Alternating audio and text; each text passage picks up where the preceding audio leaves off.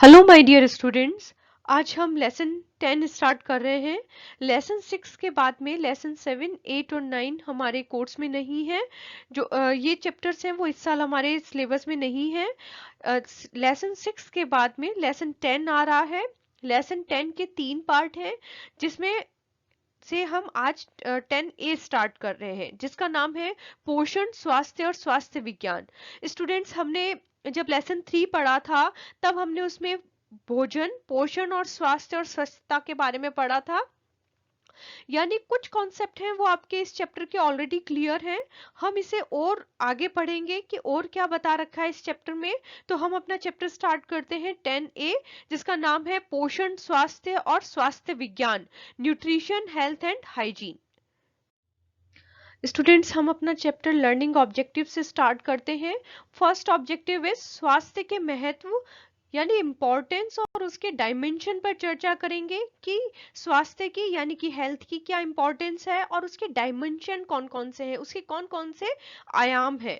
Second objective is nutrition और health के बीच में परस्पर इंटर रिलेशनशिप की जानकारी प्राप्त कर सकेंगे कि पोषण स्वास्थ्य के ऊपर किस प्रकार अपना प्रभाव डालता है, इनमें आपस में क्या संबंध है, हम इसके बारे में जानेंगे।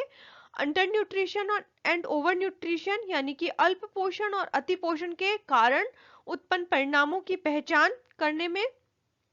फोर्थ ऑब्जेक्टिव इज उपयुक्त और स्वास्थ्यप्रद appropriate and healthy food choice, भोजन के विकल्पों को चुनने में कि हमें कौन से विकल्प चुनने चाहिए जो कि हमारे स्वास्थ्य के लिए लाभदायक हो। पोषण और रोग के बीच में परस्पर संबंध को पहचानने के लिए कि अगर पोषण में कमी है तो कौन कौन से रोग हो सकते हैं, और पोषण की अधिकता और कमी के कारण होने वाले रोगों के बारे में जान सकेंगे।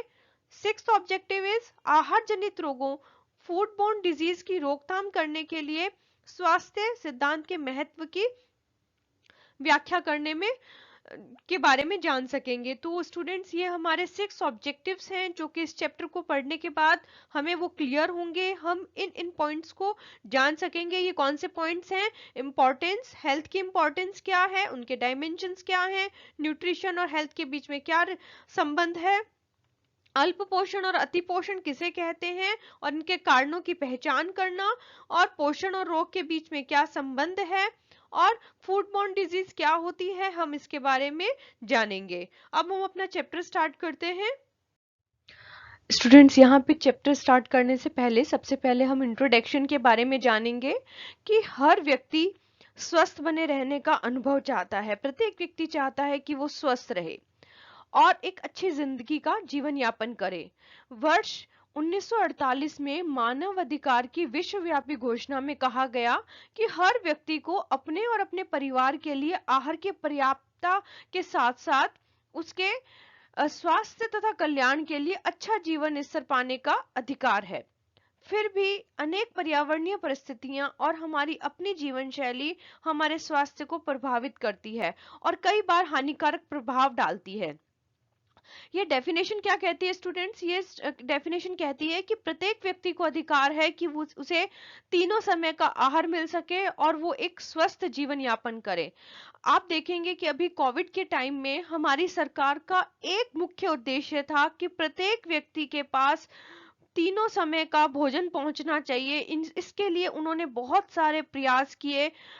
पूरा लॉकडाउन कर दिया गया, पर जो आहार से संबंधित दुकानें थी उन्हें खुला रखा गया, जिससे कि प्रत्येक व्यक्ति के पास खान पान संबंधी जितना भी भोज्य पदार्थ है वो पहुंच सके, उसकी कमी ना हो। इसके लिए बड़े स्तर पर कार्य किए गए। यानी हम इसे कह सकते हैं कि बहुत बार ऐसी पर्यावरणीय परिस्थितियां आ जाती है जिसमें देश के अंदर इस तरीके की अलग अलग योजनाएं लागू की जाती है कि प्रत्येक परिवार तक भोज्य पदार्थ पहुंच सके। इसके अलावा हमारी जो जीवन शैली है वो हमारे स्वास्थ्य को बहुत ज्यादा प्रभावित करती है। जैसे ग्रामीण जीवन शैली अलग है और शहरी जीवन शैली अलग है। वहां पे दूरियां ज्यादा होने के कारण, पॉपुलेशन ज्यादा होने के कारण लोग अपना उनकी जीवन शैली इस प्रकार हो गई है कि उनके पास समय का अभाव रहता है, और समय का अभाव रहने के कारण वो अपना भोजन स्किप कर देते हैं, जिसके कारण कि उनके स्वास्थ्य पर हानिकारक प्रभाव पड़ता है। अतः यह माना जाता है कि प्रत्येक व्यक्ति को अपने स्वस्थ रहने का अधिकार है और वह उचित भोजन ले, उचित पोषण प्राप्त करे और वो अच्छा जीवन यापन करे। अब यहाँ पे हमारा फर्स्ट क्वेश्चन है स्टूडेंट्स की हेल्थ किसे कहते हैं, स्वास्थ्य को परिभाषित करें। स्वास्थ्य की डेफिनेशन स्टूडेंट्स हमने थर्ड चैप्टर में भी पढ़ी थी, हेल्थ किसे कहते हैं। मैं आपको यहाँ दोबारा से एक्सप्लेन कर रही हूँ जिससे कि आपका रिवीजन हो जाएगा। विश्व स्वास्थ्य संगठन WHO ने स्वास्थ्य की परिभाषा इस प्रकार की है कि किसी भी मनुष्य में रोग ना होना स्वस्थ होना नहीं है, बल्कि वह मनुष्य तब स्वस्थ होगा जब वो अपना मानसिक रूप से, शारीरिक रूप से और सामाजिक रूप से स्वस्थ होगा। अगर ये तीनों पहलुओं से व्यक्ति स्वस्थ है तभी वह स्वस्थ कहलाएगा। मैं दोबारा से रिपीट कर रही हूँ कि किसी भी मनुष्य में रोग का अभाव होना यह नहीं है कि वे व्यक्ति स्वस्थ है। वो व्यक्ति तब स्वस्थ है जब वो मानसिक रूप से अच्छा सोच रखता है, वो हीन भावना नहीं रखता है, तनाव नहीं रखता है, स्ट्रेस नहीं रखता है और शारीरिक रूप से स्वस्थ हो और सामाजिक रूप से, मतलब समाज के सभी लोग उसका सम्मान करते हैं, समाज के लिए वो अपनी एक विशेष भूमिका रखता है, तभी वह व्यक्ति स्वस्थ कहलाएगा। तो स्वास्थ्य की क्या परिभाषा है स्टूडेंट्स कि किसी भी मनुष्य में रोगों का अभाव होना ही स्वस्थ होना नहीं है, बल्कि उस मनुष्य का मानसिक, शारीरिक और सामाजिक रूप से स्वस्थ होना स्वास्थ्य कहलाता है। अब सेकंड डेफिनेशन है जिसे हम कहेंगे कि रोग किसे कहते हैं। शारीरिक स्वास्थ्य की क्षति, शरीर के किसी भाग या उसके कार्य में परिवर्तन। शारीरिक स्वास्थ्य की क्षति कैसे, मतलब शरीर में किसी भी प्रकार की प्रॉब्लम हो जाना और किसी शरीर के किसी अंग में कोई उसके कार्य में परिवर्तन होना, अंग में प्रॉब्लम होना, विघटन होना, विषिप्तता होना जो सामान्य कार्य करने में बाधा डाले और पूर्ण रूप से स्वस्थ ना रहने दे। जैसे अगर कोई भी प्रॉब्लम हो जाती है हमें तो हम स्वस्थ फील नहीं करते हैं और हम अपने धीरे धीरे वह रोग का रूप धारण कर लेती है। तो रोग क्या है, डिजीज क्या है कि स्वास्थ्य को क्षति पहुंचती है, इससे शरीर के किसी भाग या उसके कार्य में परिवर्तन होना, विघटन होना, विषिप्तता होना जो कि कार्य करने में बाधा उत्पन्न करती है, उसे हम क्या कहते हैं, बीमारी या रोग कहते हैं। स्वास्थ्य एक मौलिक मानव अधिकार है, सभी लोगों को वो चाहे किसी भी उम्र के हो, किसी भी लिंग के हो, किसी भी जाति, धर्म, रिवाज के हो, चाहे वो शहरी हो चाहे वो ग्रामीण हो, सभी व्यक्तियों को स्वस्थ रहने का अवसर मिलना चाहिए। यह सबसे पहली प्राथमिकता यह होनी चाहिए कि वह चाहे किसी भी देश के किसी भी कोने में रह रहा हो पर वह स्वस्थ रहना चाहिए। तो स्टूडेंट्स यहाँ पे हमने थोड़े इंट्रोडक्शन के बारे में जाना, हमने स्वास्थ्य की परिभाषा के बारे में जाना और हमने रोग किसे कहते हैं इसके बारे में जाना। नेक्स्ट इज स्वास्थ्य और उसके आयामों को परिभाषित कीजिए। स्वास्थ्य की परिभाषा के 3 आयाम हैं, शारीरिक, सामाजिक और मानसिक आयामों को समाहित करती हैं।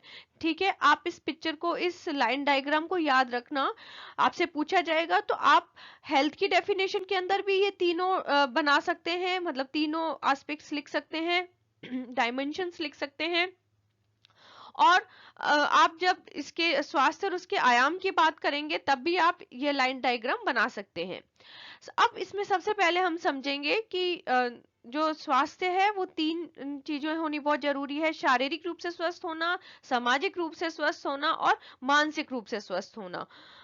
अब हम सबसे पहले हम एक एक आयाम को पढ़ेंगे। पहला है सामाजिक स्वास्थ्य, सोशल हेल्थ। इसका आशय व्यक्तियों और समाज के स्वास्थ्य से है। मतलब देखो, 2 या 2 से अधिक व्यक्तियों का समूह क्या कहलाता है, समाज कहलाता है।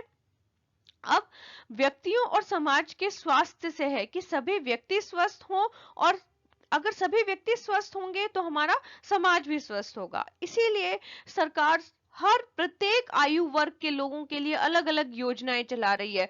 जैसे कि जो छोटे बच्चे हैं उनके लिए टीकाकरण की योजना, गर्भवती माताओं के लिए उनके स्वास्थ्य का ध्यान रखा जा रहा है, धात्री माताओं के, जो लैक्टेटिंग वुमेन है, प्रेग्नेंट वुमेन है, जो छोटे बच्चे हैं, स्कूल गोइंग स्टूडेंट्स हैं, जो ओल्ड एज लोग हैं, तो सभी के स्वास्थ्य के लिए बहुत सारी स्कीम चलाई जा रही है।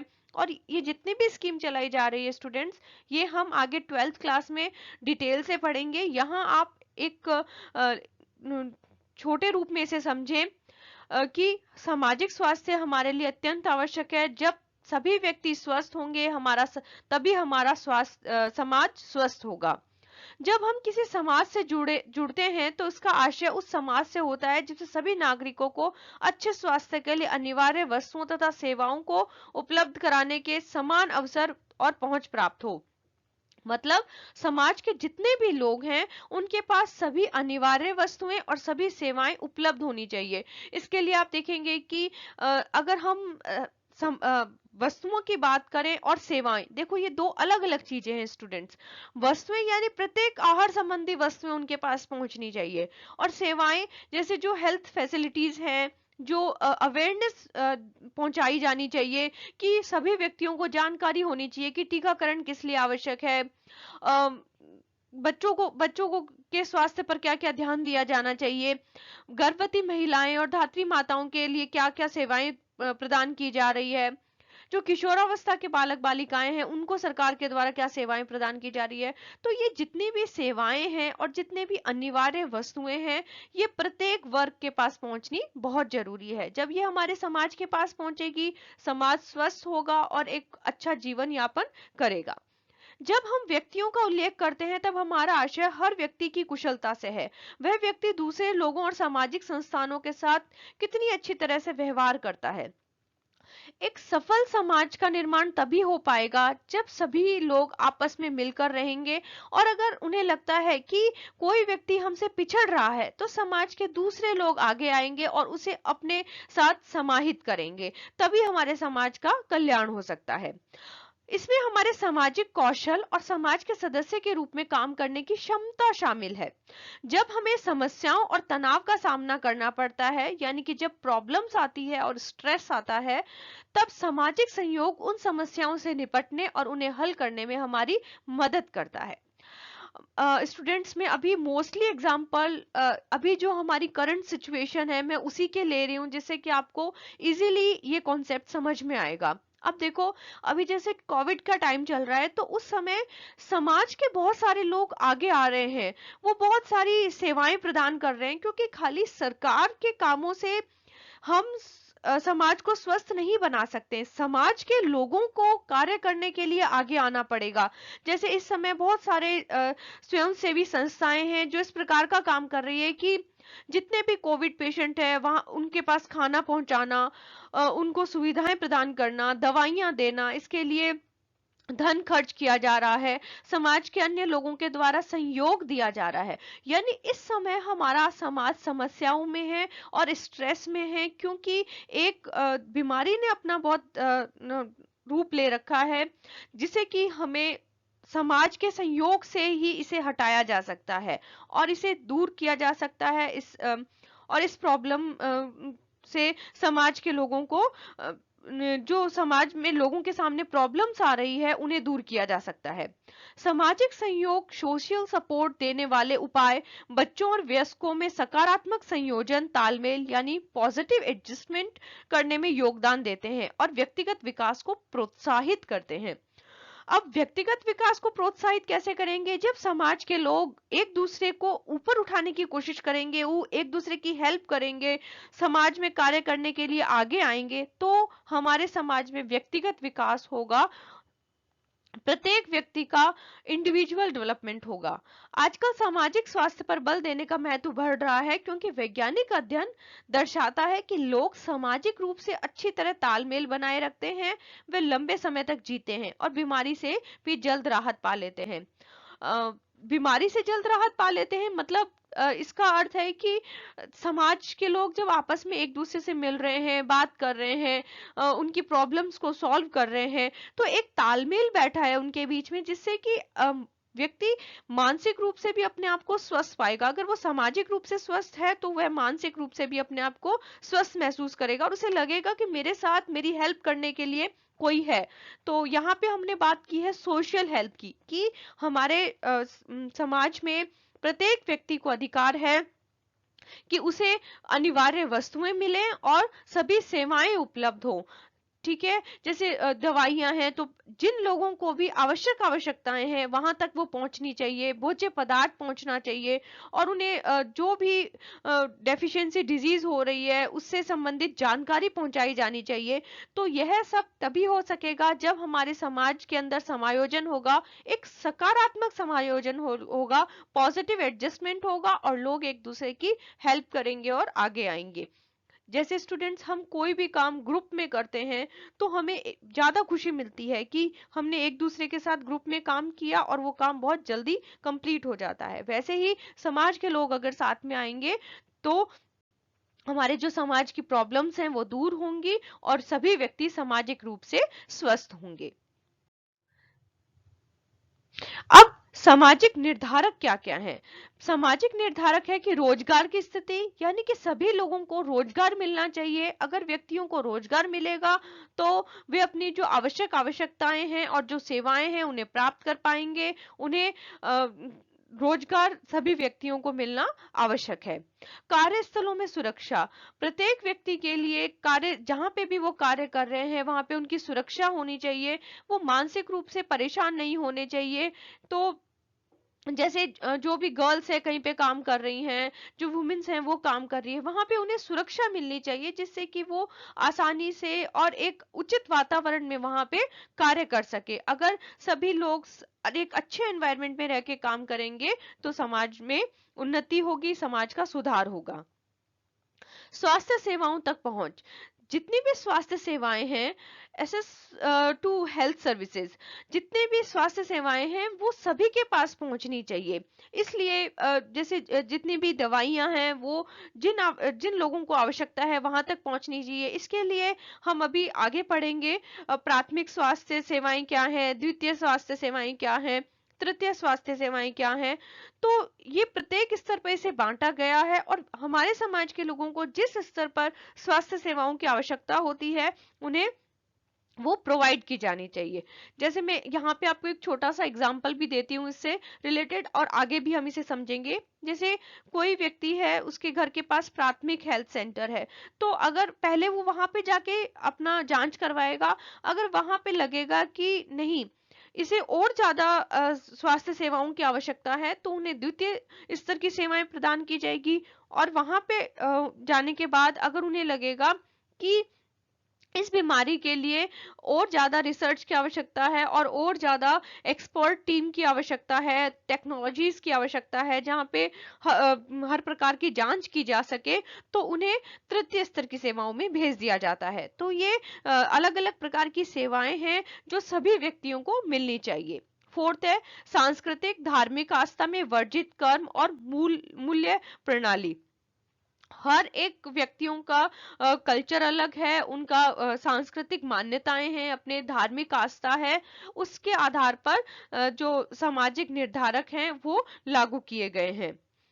फिफ्थ है सामाजिक आर्थिक और पर्यावरण संबंधी परिस्थितियां। प्रत्येक राज्य के लिए, प्रत्येक व्यक्ति के लिए अलग अलग परिस्थितियां हैं, उनके अपने सामाजिक आर्थिक वातावरण है, पर्यावरण संबंधी परिस्थितियां हैं, जहां पर अलग अलग परिस्थितियां होने के बाद भी समाज के सभी लोगों को आगे आना है और उन्हें समाज के लोगों के लिए काम करना है।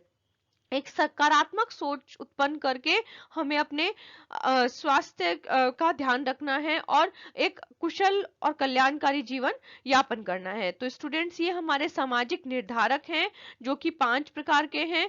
ये समाज के लिए लागू किए गए हैं कि जो उन सभी व्यक्तियों को रोजगार मिलना चाहिए, उनके कार्यस्थल पर सुरक्षा होनी चाहिए, उन्हें स्वास्थ्य सेवाएं मिलनी चाहिए, वो चाहे किसी भी धर्म जाति समुदाय के हो, उन्हें ये सारी फैसिलिटीज मिलनी चाहिए। और अगर उनका सामाजिक और आर्थिक पर्यावरण स्थिति और परिस्थितियां अलग अलग होने के बावजूद भी उन्हें समाज के द्वारा सभी सुविधाएं प्रदान की जानी चाहिए।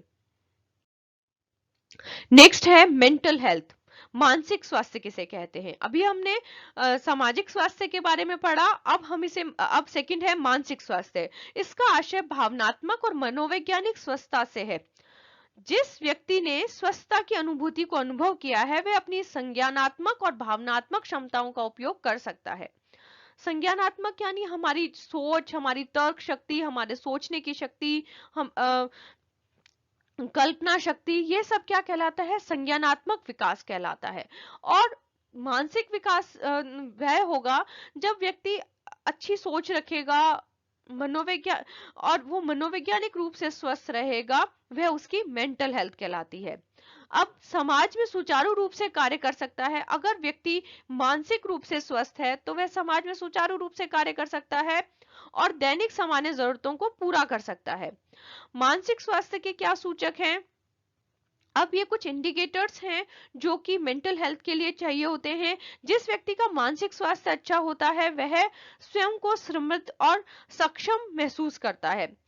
मानसिक रूप से स्वस्थ होना बहुत आवश्यक है। हमें दूसरों के प्रति गलत व्यवहार नहीं करना चाहिए, गलत सोच नहीं डेवलप करनी चाहिए। अगर हम दूसरों के लिए गलत नहीं सोचेंगे तो हमारी समृद्धि अपने आप हो जाएगी और हम अपना ध्यान काम में लगाएंगे तो हम सक्षम हो जाएंगे। सेकेंड पॉइंट इज, वह दैनिक जीवन में सामने आने वाले सामान्य स्तर के तनाव से निपट सकता है।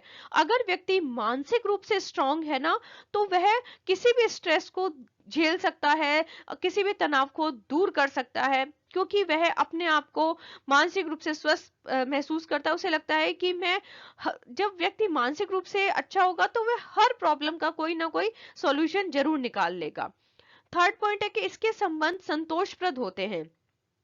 उसके संबंध संतोषप्रद होते हैं, मतलब अगर व्यक्ति मानसिक रूप से स्वस्थ है, यानी उसे किसी भी बात पे गुस्सा नहीं आ रहा है, वो तनाव उत्पन्न नहीं कर रहा है, वो हर सिचुएशन को, कोई भी प्रॉब्लम आ रही है उसका बहुत सही तरीके से सोच समझ के उसका समाधान कर रहा है, तो उसके संबंध सभी के साथ संतोषप्रद होंगे। वह स्वतंत्र जीवन बिता सकता है। यदि किसी मानसिक या भावनात्मक तनाव की परिस्थितियों का सामना करना पड़े तो उसका मुकाबला कर सकता है और उन्हें सहज रूप से उभर सकता है। कोई अगर व्यक्ति मानसिक रूप से स्वस्थ रहेगा तो चाहे कोई भी प्रॉब्लम आ जाए वह हर प्रॉब्लम का समाधान निकाल सकता है। जीवन में आने वाली छोटी मोटी कठिनाइयां, समस्याओं से सामना करते हुए अनावश्यक रूप से लंबी अवधि तक हार या अवसाद में महसूस नहीं करता है। तो अब हमने दो आयामों के बारे में पढ़ा, सामाजिक स्वास्थ्य और मानसिक स्वास्थ्य। स्टूडेंट्स, मैंने यहाँ पे एनसीईआरटी की बुक का सभी जितना भी है टॉपिक से रिलेटेड मैंने इसमें सब ऐड किया है। मुझे यूं लगता है कि बच्चे, अगर मैं छोड़ दूंगी और इसे शॉर्ट में बनाऊंगी तो आप एग्जाम टाइम में ज्यादा लिख नहीं पाएंगे, इसलिए मैं एनसीईआरटी की हर एक लाइन इसमें इंक्लूड कर रही हूँ।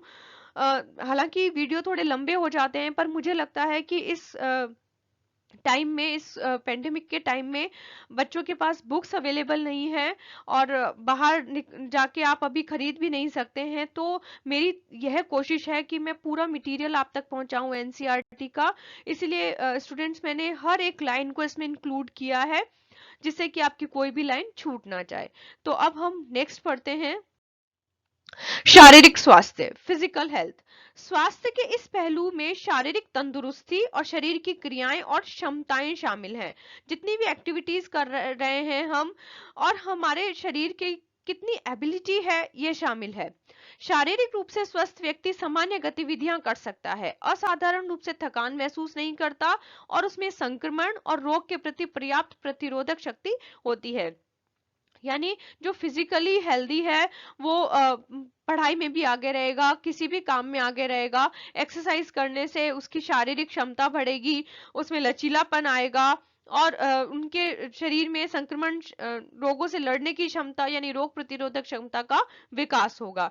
तो सभी को फिजिकली रूप से हेल्दी रहने के लिए योगा करनी चाहिए, मेडिटेशन करना चाहिए और अपने आप को शारीरिक रूप से स्वस्थ करना चाहिए। तो यहाँ पे मैं हेल्थ को दोबारा से आपको रिवाइज करवा देती हूँ कि स्वास्थ्य किसे कहते हैं। स्वास्थ्य का अर्थ किसी रोग का ना होना नहीं है, कि कोई रोग नहीं है, बल्कि किसी भी व्यक्ति का सामाजिक रूप से, मानसिक रूप से और शारीरिक रूप से स्वस्थ होना स्वास्थ्य कहलाता है। अब हमने पहले स्वास्थ्य की डेफिनेशन पढ़ी, फिर हमने रोग या बीमारी की डेफिनेशन पढ़ी, फिर हमने इसके तीनों आयामों के बारे में पढ़ा।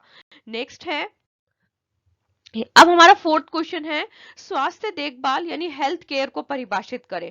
हेल्थ केयर मैंने अभी आपको लास्ट स्लाइड में भी समझाया था स्टूडेंट्स की हेल्थ केयर किसी भी देश के लिए हेल्थ केयर का, स्वास्थ्य देखभाल का स्ट्रॉन्ग होना बहुत आवश्यक है, क्योंकि अगर सभी का स्वास्थ्य अच्छा होगा तो अच्छे समुदाय का, अच्छे समाज का निर्माण होगा, और किसी भी देश की प्रगति के लिए यह बहुत आवश्यक है। स्वास्थ्य देखभाल किसे कहते हैं? हर व्यक्ति स्वयं अपने स्वास्थ्य के प्रति उत्तरदायी होता है, परंतु यह एक सार्वजनिक सरोकार है, इसलिए सरकार यह महत्वपूर्ण जिम्मेदारी निभाती है कि वह देश के नागरिकों को विभिन्न स्तर पर स्वास्थ्य सेवाएं उपलब्ध कराती है। अब यह सरकार की रिस्पॉन्सिबिलिटी होती है कि वे अलग अलग स्तर के ऊपर सभी जो हेल्थ फैसिलिटीज हैं वो उपलब्ध कराए। यह इसलिए क्योंकि अच्छा स्वास्थ्य व्यक्ति तथा परिवार के गुणवत्तापूर्ण जीवन और अच्छे जीवन स्तर को की बुनियाद होता है। किसी समुदाय तथा राष्ट्र के सामाजिक, आर्थिक और मानव विकास को सुनिश्चित करने का मूल आधार है। ये बहुत इंपॉर्टेंट लाइन है कि किसी भी समुदाय और राष्ट्र का विकास तभी हो पाएगा जब वहां पे सामाजिक, आर्थिक और मानव विकास को सुनिश्चित करना मूल आधार होगा। स्वास्थ्य की देखभाल में वे सभी विभिन्न सेवाएं शामिल हैं जो स्वास्थ्य को संबोधित करने, बनाए रखने, मॉनिटरिंग करने या पुनर्स्थापित करने के उद्देश्य से स्वास्थ्य सेवाओं के एजेंटों या व्यवसायियों द्वारा व्यक्तियों तथा समुदायों को उपलब्ध कराई जाती है। अब ये जितनी भी सुविधाएं हैं ये प्रत्येक वर्ग के लोगों को उपलब्ध कराई जाती है। इसके लिए सरकार ने 3 स्तर बनाए हैं: प्राथमिक स्तर, द्वितीयक देखभाल स्तर। एक उदाहरण से यह बात स्पष्ट हो जाती है कि किसी गांव में एक प्राथमिक स्वास्थ्य केंद्र प्राथमिक देखभाल उपलब्ध कराता है। प्राथमिक स्वास्थ्य केंद्र जैसे कोई भी गांव है वहां पर एक प्राथमिक स्तर पर प्राथमिक स्वास्थ्य केंद्र होगा जहां पे वहां के लोगों को स्वास्थ्य संबंधी सेवाएं उपलब्ध कराई जाती है, जिसमें टीकाकरण है, महिलाओं के लिए सुविधाएं हैं, बच्चों के लिए सुविधाएं हैं, प्रत्येक वर्ग के व्यक्ति के लिए वहां पर सुविधाएं उपलब्ध कराई जाती है। पर जब लगता है कि प्राथमिक केंद्र से ज्यादा सुविधाओं की आवश्यकता है तो उन्हें द्वितीयक स्तर पर भेज दिया जाता है, जहां पे किसी भी पास के जिले के अंदर जो भी हॉस्पिटल्स होती हैं उसमें भेज दिया जाता है, जहां पे उन्हें दूसरी सभी सुविधाएं उच्च स्तर पर मिल सके। पर उसके बाद लगता है कि नहीं, अभी भी और ज्यादा इलाज की आवश्यकता है, तो दिल्ली के अंदर एम्स का नाम सुना है आपने। दिल्ली में अखिल भारतीय आयुर्विज्ञान संस्थान है, जैसा अस्पताल उपलब्ध कराता है और देखभाल करने वाले अस्पताल द्वारा भेजे गए रोगियों का इलाज करता है। अब जो प्राथमिक स्तर पे और द्वितीय स्तर पे जितने भी पेशेंट्स आते हैं उनका यहाँ पे इलाज करवाया जाता है। यहाँ पे हर बीमारी का सुचारू रूप से, बहुत ही तकनीकी रूप से जांच की जाती है और यहाँ पे बड़ी बड़ी रिसर्च भी की जाती है, जिससे कि स्वास्थ्य सेवाओं में सुधार लाया जा सके। तो हमारे जो स्वास्थ्य देखभाल है उसमें 3 स्तर है: प्राथमिक स्तर, द्वितीय स्तर और तृतीय स्तर। नेक्स्ट क्वेश्चन है, स्वास्थ्य के सूचक इंडिकेटर्स ऑफ हेल्थ कौन कौन से हैं? स्वास्थ्य के सूचक हैं: पहला पोषण स्तर, स्वास्थ्य देखभाल वितरण, जीवन की गुणवत्ता। स्वास्थ्य के सूचक का क्या अर्थ है स्टूडेंट? स्वास्थ्य के सूचक का अर्थ है कि मतलब एक स्वस्थ व्यक्ति समझने के लिए कौन कौन से इंडिकेटर्स हैं, कौन कौन से बातें हैं जो कि ध्यान में रखनी चाहिए। तो पहला है कि स्वास्थ्य के लिए पोषण स्तर का ध्यान होना जरूरी है कि हमारे शरीर को जितने पोषण की आवश्यकता है वो मिल रही है या नहीं मिल रही है, स्वास्थ्य देखभाल हो रही है या नहीं हो रही है, हम एक क्वालिटी ऑफ लाइफ जी रहे हैं या नहीं जी रहे, जीवन की गुणवत्ता के बारे में जानते हैं। बहुत सारी हेल्थ पॉलिसीज बनाई जाती है, स्वास्थ्य नीतियां बनाई जाती है अलग अलग समय पे कि, और उसमें फिर सुधार भी किया जाता है क्योंकि समय के साथ, परिस्थिति के साथ उसमें बहुत सारे परिवर्तन लाए जाते हैं और नए नए पॉलिसीज बनाई जाती है जिससे कि लोगों तक सेवाएं पहुंच सके। मृत्यु दर की जन्म दर और मृत्यु दर के बारे में ध्यान रखा जाता है कि मृत्यु दर कितनी है, जितने भी बच्चे जन्म रहे हैं उनमें मृत्यु दर, मातृ मृत्यु दर और शिशु मृत्यु दर का ध्यान रखा जाता है। रुग्णता और बीमारी का ध्यान रखा जाता है कि कौन सी बीमारी ज्यादा फैल रही है, उसका क्या इलाज किया जाना चाहिए। और असशक्तता मतलब डिसेबिलिटी की कहाँ पर कोई व्यक्ति असक्षम महसूस करता है, अपने आप को उस कार्य के लिए सक्षम नहीं महसूस करता है, तो ये सारे हमारे स्वास्थ्य के सूचक हैं। ये हमारे हेल्थ इंडिकेटर्स हैं जिन पे ध्यान रखा जाता है और सरकार के द्वारा इस पर काम किया जाता है। नेक्स्ट है पोषण और स्वास्थ्य, न्यूट्रिशन एंड हेल्थ किसे कहते हैं, इसका आपस में क्या संबंध है। पोषण और स्वास्थ्य के बीच घनिष्ठ और पारस्परिक संबंध है। सबके लिए स्वास्थ्य के विश्वव्यापी अभियान में पोषण को बढ़ावा देना एक प्रमुख घटक है। पोषण का संबंध शरीर के अंगों तथा ऊतकों की संरचना और कार्य के रखरखाव के साथ है। यानी पोषण किसे कहते हैं कि हमारे शरीर को जिन भी पोषक तत्वों की आवश्यकता होती है, जिसमें कार्बोहाइड्रेट, प्रोटीन, विटामिन, खनिज लवण, जल, तो ये जितने भी हमारे पोषक तत्व हैं, ये हमारे शरीर में अनेक प्रकार के कार्य करते हैं। ये हमारे अंगों का निर्माण, शरीर के अंगों तथा ऊतकों की संरचना का कार्य करते हैं और कार्यों का रखरखाव भी करते हैं। तो इनके बीच में यह हेल्थ के साथ एक संबंध स्थापित करता है कि अगर उचित पोषण मिलेगा तो हम स्वस्थ रहेंगे। यह शरीर की वृद्धि और विकास से भी संबंधित है। अच्छा पोषण व्यक्ति को इस योग्य बनाता है कि वे अच्छे स्वास्थ्य का आनंद ले सके। यानी अगर पोषण अच्छा होगा, सभी पोषक पदार्थ शरीर में पहुंच रहे होंगे तो बीमारियां कम होगी, बीमारियां नहीं होगी तो वृद्धि और विकास यानी ग्रोथ एंड डेवलपमेंट प्रॉपर होगा, और जो इन्फेक्शन रेट है वो कम होगी, रोग प्रतिरोधक क्षमता बढ़ जाएगी, इसमें ऊर्जा का पर्याप्त स्तर हो और उसमें दैनिक कामकाज करते हुए थकान महसूस ना होना। जब उचित पोषण प्राप्त होगा तो थकान महसूस नहीं होगी, यानी व्यक्ति शारीरिक रूप से अपने आप को स्वस्थ मानेगा। बच्चों और किशोरों के लिए पोषण उनकी वृद्धि, मानसिक विकास और अपनी सामर्थ्य प्राप्त करने के लिए अत्यंत महत्वपूर्ण है। बच्चों और किशोरों में उनकी वृद्धि और विकास के लिए बहुत आवश्यक है कि उन्हें उचित पोषण मिलना चाहिए। जैसे बच्चों को जिन जिन पोषक तत्वों की आवश्यकता होती है वो उनके शरीर में सही सुचारू रूप से जाने चाहिए। उनमें लोहे की कमी नहीं होनी चाहिए, आयरन डेफिशिएंसी नहीं होनी चाहिए, विटामिन ए डेफिशिएंसी नहीं होनी चाहिए, किसी भी पोषक तत्व की कोई कमी नहीं होनी चाहिए। अगर वह कमी होगी तो वह किसी न किसी रोग का रूप धारण कर लेती है और वह उनकी वृद्धि, मानसिक विकास और उनके सामर्थ्य को प्रभावित करती है। वयस्कों के लिए सामाजिक और आर्थिक दृष्टि से सफल और स्वस्थ जीवन जीने की समुचित पोषण अनिवार्य है। किसी व्यक्ति के स्वास्थ्य की स्थिति उसकी पोषक तत्वों की आवश्यकता और आहार ग्रहण करने पर निर्धारित करती है कि हम किस प्रकार का भोजन खा रहे हैं। हमें स्वस्थ रहने के लिए पोषक पदार्थों को ग्रहण करना है जिसमें सभी पोषक पदार्थ हमारे शरीर को मिल सके और एक सफल जीवन जी सके, हमारे शरीर में बीमारियां ना हो। बीमारी के दौरान पोषक तत्वों की आवश्यकता बढ़ जाती है और पोषकों का ब्रेकडाउन अधिक होता है, इसलिए प्रभाव डालता है। इसलिए बीमारी और रोग पोषक तत्वों की स्थिति पर प्रतिकूल प्रभाव डालते हैं। इसलिए पोषण मानव जीवन, स्वास्थ्य तथा विकास का मूलभूत स्तंभ है। देखो, हेल्थ की डेफिनेशन हम अभी आगे समझ चुके हैं और न्यूट्रिशन की डेफिनेशन हमने समझ ली है। अब हमने यहाँ पे इन दोनों का संबंध स्थापित किया, मतलब हमने इसके संबंध के बारे में जाना है। तो स्टूडेंट्स, ये किसी भी प्रकार से पूछा जा सकता है, इसलिए मैंने यहाँ पे इन दोनों की डेफिनेशन भी डाल दी है।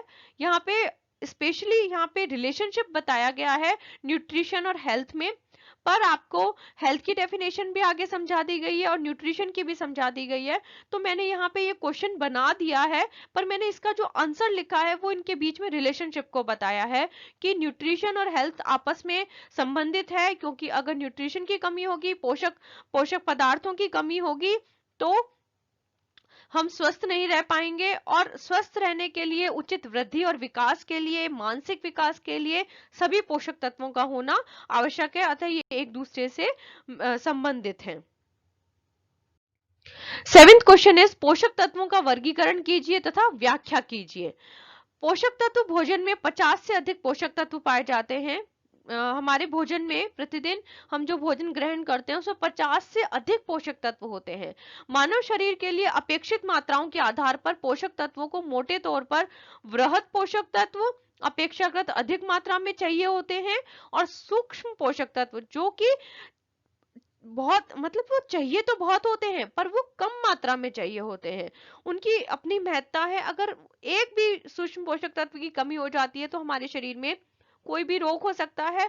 तो ये हमारे लिए आवश्यक रूप से चाहिए होते हैं पर कम मात्रा में चाहिए होते हैं। अब इसे याद करने का तरीका है कि वृहद पोषक तत्व, वृहद यानी बड़ा होना, यानी जो हमारे शरीर में अधिक मात्रा में चाहिए होते हैं, जैसे कार्बोहाइड्रेट, प्रोटीन, फैट्स, ये हमारे शरीर में अधिक मात्रा में चाहिए होते हैं। ठीक है, जिन्हें कहते हैं मैक्रोन्यूट्रिएंट्स और माइक्रोन्यूट्रिएंट्स। माइक्रो यानी सूक्ष्म, सूक्ष्म का मतलब क्या होता है, थोड़ा सा, थोड़ी मात्रा में चाहिए होता है, तो ये कम मात्रा में अपेक्षित होते हैं। इसमें आते हैं विटामिन एंड मिनरल्स।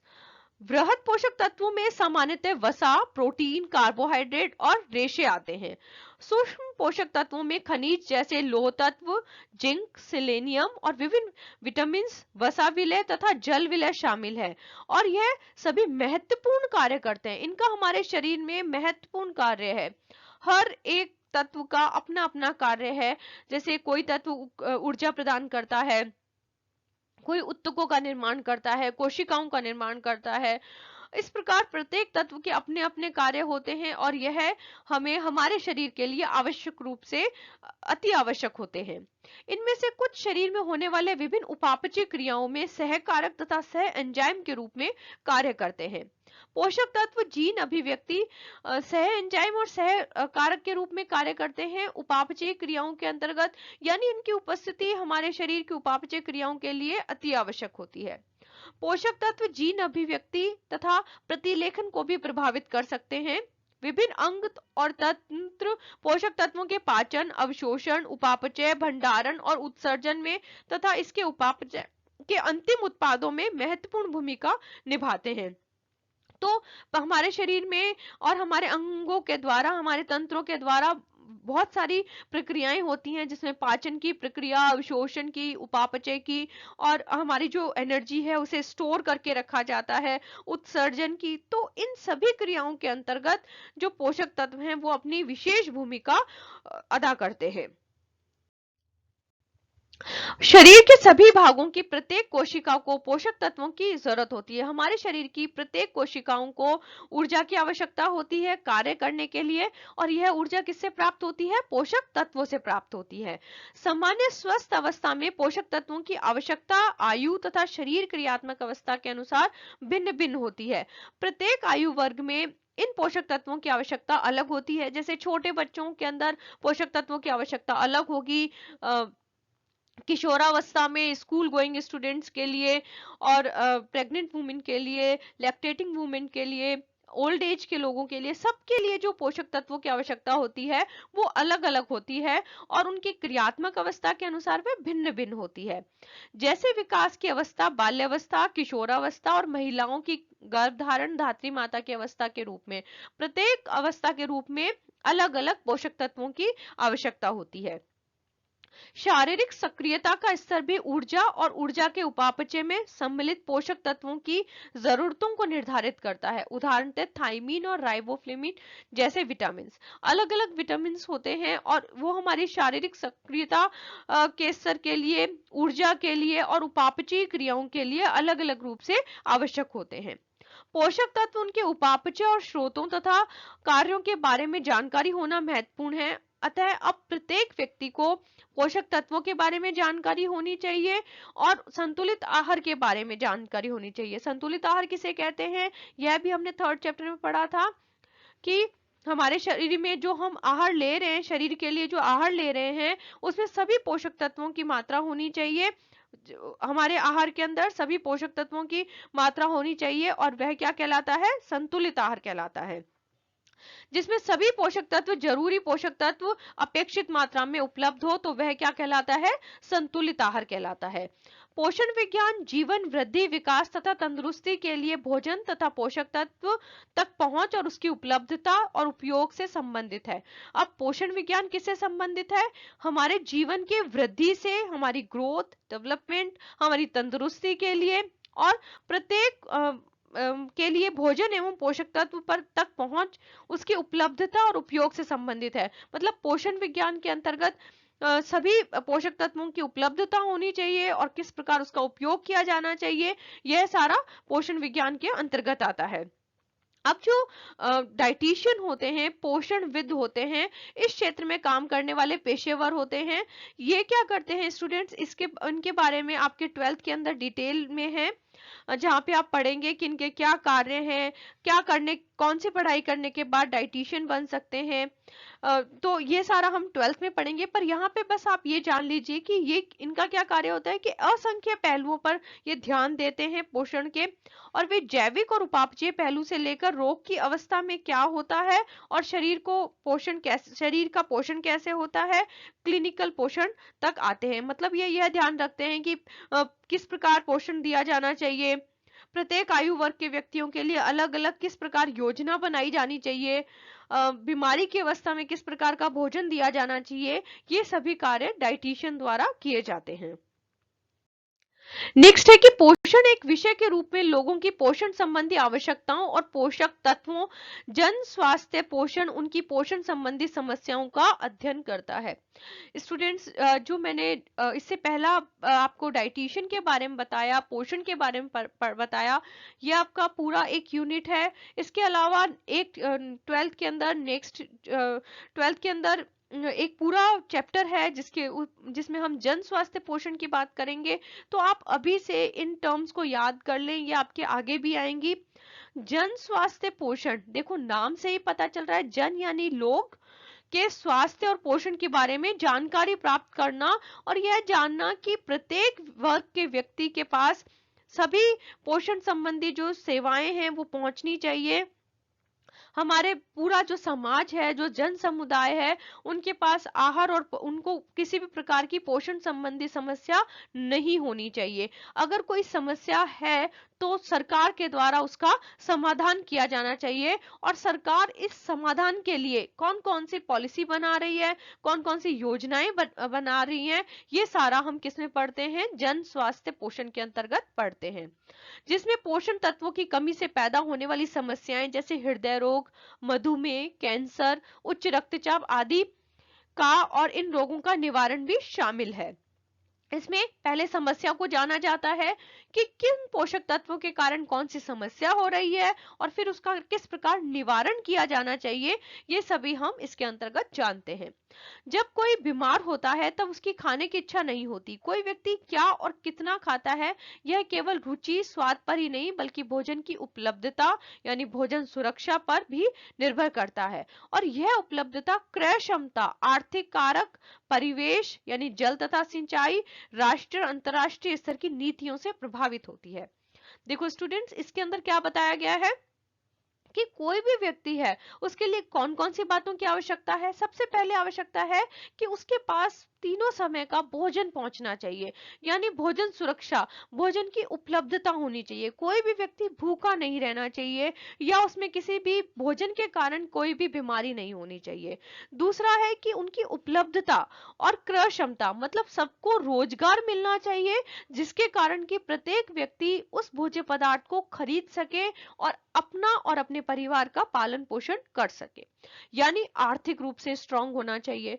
फिर है परिवेश, यानी जो वातावरण है वो इस प्रकार होना चाहिए कि वहां पे जल की उपलब्धता भी हो, सिंचाई भी हो, जिससे ज्यादा से ज्यादा भोजन की उपलब्धता करवाई जा सके और वो हमारे समाज के प्रत्येक वर्ग तक वो भोज्य पदार्थ पहुंच सके। और यह राष्ट्रीय और अंतरराष्ट्रीय स्तर की नीतियों से प्रभावित होता है। इस लाइन का क्या अर्थ है कि जैसे जितना भी हमारे जो भोज्य पदार्थ है, जो फूड मटेरियल्स है, वो उगाया जा रहा है, उपलब्ध किया जा रहा है, जितना भी होता है, जितना यूज हो गया उसे यूज कर लिया जाता है, बाकी सारा स्टोर करके विपरीत परिस्थितियों के लिए रखा जाता है कि कभी भी कोई विपरीत परिस्थितियां हो तो उस समय राष्ट्र का और अंतरराष्ट्रीय स्तर पर यह काम होता है कि भोजन सभी लोगों के पास आसानी से पहुंच सके। संस्कृति, धर्म, सामाजिक स्थिति, आस्था और वर्जित कर्म भी हमारे भोजन के विकल्पों, भोजन ग्रहण करना तथा भोजन की स्थिति को प्रभावित करते हैं। अब प्रत्येक संस्कृति अलग अलग होती है, अलग अलग राज्य है, वहां पे अलग अलग धर्म और संस्कृतियां हैं, जहाँ पे विशेष प्रकार का भोजन किया जाता है, अलग अलग पोषक तत्वों को लिया जाता है। तो भोजन के ऊपर इसकी बहुत ज्यादा महत्ता है। हम अपनी संस्कृति के अनुसार जैसे त्योहार है तो हम कहते हैं कि इस त्योहार के ऊपर तो हम ये स्पेशल फूड बनाते हैं। जैसे दिवाली पर अलग फूड बनता है, ईद आती है तो उसके ऊपर अलग होता है। हर त्योहार के ऊपर अलग अलग अपने अपने धर्म के आधार पर भोज्य पदार्थ बनाए जाते हैं, और हमारे समाज के जो लोग हैं उन्हें अ, एक त्योहार अपनी संस्कृति के आधार पर उसे ग्रहण करते हैं। और प्रत्येक प्रत्येक राज्य की अपनी एक सामाजिक स्थिति होती है, एक पर्यावरण होता है जहाँ पर अलग अलग विकल्प होते हैं। जैसे कई जगह है जहाँ पे समुद्र नहीं है तो वहां पे सी फूड है उसे पहुंचाया जाता है। कई जो लोग पहाड़ों पे रहते हैं वहां तक भोजन पदार्थ पहुंचाया जाता है। तो अलग अलग विपरीत परिस्थितियां हैं। जो लोग हमारे सीमाओं पे काम करते हैं उनके लिए वहां पे भोज्य पदार्थ पहुंचाए जाते हैं। तो प्रत्येक परिस्थिति के लिए प्रत्येक धर्म, जाति, समुदाय के लोगों तक भोजन की उपलब्धता कराना अति आवश्यक है, जिससे कि सभी लोग स्वस्थ रह सके और अपना सुचारू जीवन यापन कर सके और एक स्वस्थ जीवन जी सके। नेक्स्ट क्वेश्चन है, अच्छा स्वास्थ्य और पोषण कैसे सहायक और लाभदायक होता है? उपरोक्त कथन को स्पष्ट कीजिए। यानी कि एक जो अच्छा स्वास्थ्य है वो किस प्रकार से सहायक और लाभदायक है प्रत्येक व्यक्ति के लिए। तो अच्छे स्वास्थ्य वाले लोग प्राय अधिक प्रसन्नचित्त रहते हैं और दूसरों से अधिक कार्य कर सकते हैं। देखो, अगर कोई भी व्यक्ति बीमार होगा तो उसकी कार्य क्षमता कम होगी, वो दूसरे व्यक्ति से कम कार्य कर सकेगा। जैसे किसी को बुखार आ रहा है और वो 5 दिन तक अपना स्कूल नहीं जा पाता है, तो वो उसकी जो कार्य क्षमता होती है ना वो कम हो जाती है, और जब वो जाता है तो उसके ऊपर वर्कलोड हो जाता है, अब उसको ज्यादा काम करना पड़ता है। तो इसके लिए आवश्यक है कि स्वस्थ रहना बहुत आवश्यक है। अगर हम स्वस्थ रहेंगे तो हम प्रसन्न रहेंगे और दूसरों से अधिक कार्य कर सकेंगे। स्वस्थ माता पिता अपने बच्चों को अच्छी देखभाल कर पाता है और स्वस्थ बच्चे खुश रहते हैं तथा पढ़ाई में अच्छा परिणाम देते हैं। जब उनकी शारीरिक आवश्यकता जब कोई भी बच्चा शारीरिक रूप से, मानसिक रूप से और सामाजिक रूप से स्वस्थ रहेगा तो वह पढ़ाई में भी अच्छा रहेगा, वो खुश रहेगा, उसे जो परिवार का वातावरण मिल रहा है वो भी अच्छा मिलेगा, जिससे कि उसका वृद्धि और विकास सुचारू रूप से होगा। इस प्रकार जब कोई स्वस्थ होता है तब वह अपने लिए अधिक रचनाशील होता है और समुदाय स्तर पर गतिविधियों में सक्रिय रूप से भाग ले सकता है। अतः स्पष्ट है कि यदि व्यक्ति भूख और कुपोषण का शिकार है तो उसका स्वास्थ्य अच्छा नहीं होगा और वह समाज का उत्पादक, मिलनसार और सहयोगी सदस्य नहीं बन सकता है। अब अगर कोई व्यक्ति बीमार है, भूख से पीड़ित है, तो वह गलत काम में ज्यादा जाएगा। मतलब उसकी पहली रिक्वायरमेंट क्या होगी? पेट भरना, अपनी भूख को शांत करना। अगर उसके पास भोजन नहीं मिल रहा है तो वो कहीं ना कहीं से उसको अरेंज करने की कोशिश करेगा और इसके लिए वो कुछ भी कार्य कर सकता है। तो हमारे समाज का यह कर्तव्य है कि प्रत्येक व्यक्ति तक भोज्य पदार्थों को उपलब्ध कराया जाए, जिससे कि कोई भी भूखा ना रहे और कुपोषण का शिकार ना हो, उनमें पोषण की कमी ना हो। और अगर ऐसा नहीं होगा तो वह समाज के दूसरे लोगों के लिए भी आगे आएगा और हमारे समाज का उत्पादक, मिलनसार और सहयोगी सदस्य बनेगा। स्टूडेंट्स, हमने लास्ट स्लाइड में एक वर्ड पढ़ा, उत्पादकता। अब हम यहाँ पे उत्पादकता को जानेंगे कि हमने लास्ट स्लाइड में पढ़ा कि वह हमारे समाज के लिए उत्पादक होगा। तो कब हो सकता है? इष्टतम पोषणात्मक स्तर महत्वपूर्ण है क्योंकि शरीर का वजन बनाए रखता है। अधिक वजन होगा तो मोटापा होगा, हमारे शरीर की कार्यक्षमता कम हो जाएगी और विभिन्न प्रकार की बीमारियां हो सकती है। पेशी की सुदृढ़ता बनाए रखता है। अगर पोषण स्तर सही होगा तो हमारे पेशियों की जो सुदृढ़ता है वो सही रहेगी। अशक्तता से जोखिम कम रहता है, मतलब जो डिसेबिलिटी है उसका जोखिम कम रहता है। संक्रमण से बचने के लिए प्रतिरोधक क्षमता प्रदान करता है। आप क्वेश्चन को समझ रहे होंगे कि इसमें बताया गया है कि पोषणात्मक स्तर महत्वपूर्ण क्यों है। मतलब हमारा जो शरीर का पोषण स्तर है वो महत्वपूर्ण क्यों है, क्योंकि वो हमारे वजन को बनाए रखता है, हमारी जो मांसपेशियां हैं उन्हें स्ट्रांग बनाने का काम करता है, कोई भी जोखिम है उसे कम करता है, रोगों से लड़ने की क्षमता बढ़ाता है जिसे हम रोग प्रतिरोधक क्षमता कहते हैं, शारीरिक और मानसिक तनाव से निपटने में मदद करता है और उत्पादकता को बेहतर बनाता है। अब यहाँ पे शब्द आया उत्पादकता, तो हम उत्पादकता के बारे में समझेंगे कि उत्पादकता क्या है।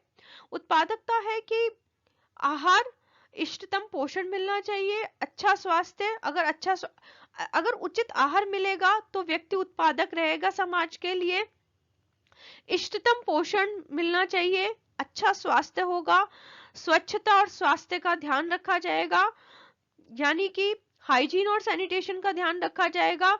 हाइजीन में हम आगे पढ़ेंगे कि पर्सनल हाइजीन के बारे में ध्यान रखा जाएगा, जैसे कि अगर हम गंदे हाथों से खाना खा रहे हैं तो हम बीमार पड़ जाएंगे, यानी कि समाज जो उत्पादकता है उसमें कमी आएगी, अनेक प्रकार की बीमारियां होने का डर रहता है जिससे उत्पादक क्षमता कम हो जाएगी। अगर अच्छा स्वास्थ्य नहीं होगा तो उत्पादक क्षमता कम हो जाएगी।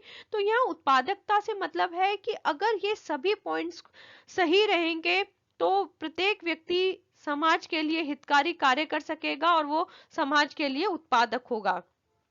सेवाओं और सुविधाओं तक पहुंच होनी चाहिए, प्रत्येक व्यक्ति को सुविधाएं और सेवाएं मिलनी चाहिए, शिक्षा और कौशल होना चाहिए, हर बात की अवेयरनेस यानी जानकारी होनी चाहिए, वह व्यक्ति शिक्षित होना चाहिए और अच्छा पर्यावरण होना चाहिए। अगर ये सभी पॉइंट्स कंसीडर होंगे तभी एक व्यक्ति समाज के लिए सही रूप से उत्पादक हो सकता है।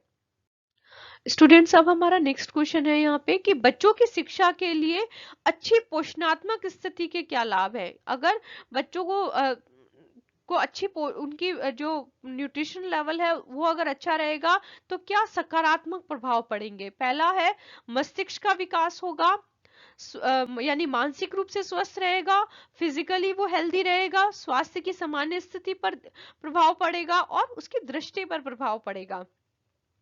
अगर मानसिक रूप से स्वस्थ है तो उसका संज्ञानात्मक विकास सही प्रकार से होगा।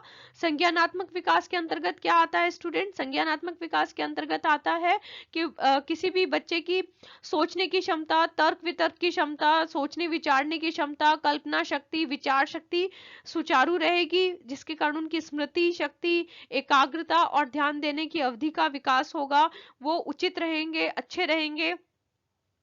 स्वास्थ्य की सामान्य स्थिति का अर्थ है कि कोई भी बच्चा जब पर्यावरण के साथ सक्रिय रूप से पारस्परिक क्रिया करता है वो स्वस्थ होगा, तो इससे अनुपस्थिति में कमी होगी, यानी वो स्कूल में अनुपस्थित नहीं होगा, पढ़ाई पर पूरा ध्यान रहेगा तो वो फेल नहीं होगा और स्कूल की पढ़ाई बीच में छोड़ने का जोखिम कम हो जाता है। फिर है दृष्टि पर प्रभाव, दृष्टिहीनता का जोखिम कम रहेगा, यानी कि आंखों के ऊपर कम प्रभाव पड़ेगा। अगर सारे उचित पोषण प्राप्त हो रहा है तो हमारे शरीर में कोई भी बीमारी नहीं होगी, जिससे कि बच्चों की शिक्षा के ऊपर प्रभाव पड़ेगा, बच्चा मानसिक रूप से स्वस्थ होगा, दृष्टि के रूप में स्वस्थ होगा, उसकी आंखें अच्छी रहेगी और वो उसका जो फिजिकली हेल्थ है, स्वास्थ्य, जो शारीरिक स्वास्थ्य है वो बिल्कुल सही रहेगा, जिससे कि उसका वह रोजाना स्कूल आएगा, अनुपस्थित नहीं रहेगा, उसका इंटरेस्ट बनेगा पढ़ाई में और वो समाज के लिए एक उत्पादकता के रूप में कार्य कर सकेगा, समाज के लिए कार्य करेगा और समाज के अन्य लोगों के लिए भी कार्य करेगा। तो स्टूडेंट्स, यहाँ पर हमने ये सारे पॉइंट्स कंसीडर किए हैं। आप इसके नोट्स बनाएं, इसे लिखें और याद करें। बाकी का जो चैप्टर है वो मैं आपके लिए सेकंड पार्ट में लेके आऊंगी। और प्लीज आपको वीडियो अच्छा लगे तो इसे लाइक और सब्सक्राइब करना ना भूलें। Thank you.